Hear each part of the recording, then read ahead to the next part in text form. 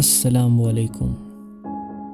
خدا نے جب حضرت آدم علیہ السلام کا پتلا مبارک تیار فرمایا تو فرشتے حضرت آدم علیہ السلام کے اس پتلے مبارک کی زیارت کرتے تھے، مگر شیطان لعین حسد کی آگ میں جل بھن گیا اور ایک مرتبہ اس مردود نے بغض و کینے میں آ کر حضرت آدم علیہ السلام کے پتلے مبارک پر تھوک دیا۔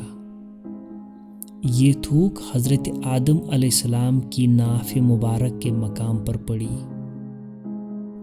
خدا تعالیٰ نے جبرائیل علیہ السلام کو حکم دیا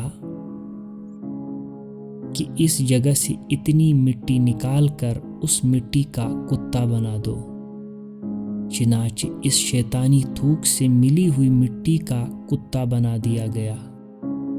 یہ کتا آدمی سے مانوس اسی لیے ہے کہ مٹی حضرت آدم علیہ السلام کی ہے، اور پلید اس لیے ہے کہ تھوک شیطان کی ہے، اور رات کو جاگتا اس لیے ہے کہ ہاتھ اسے جبرائیل کے لگے ہیں۔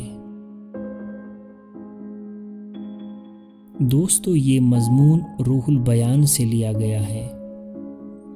شیطان کے تھوکنے سے حضرت آدم علیہ السلام کا کچھ نہیں بگڑا، بلکہ مقام ناف شکم کے لیے وجہ زینت بن گیا۔ اسی طرح اللہ والوں کی بارگاہ میں گستاخی کرنے سے ان اللہ والوں کا کچھ نہیں بگڑتا، بلکہ ان کی شان اور بھی چمکتی ہے، اور یہ بھی معلوم ہوا کہ اللہ والوں کو حسد کی نگاہ سے دیکھنا شیطانی کام ہے۔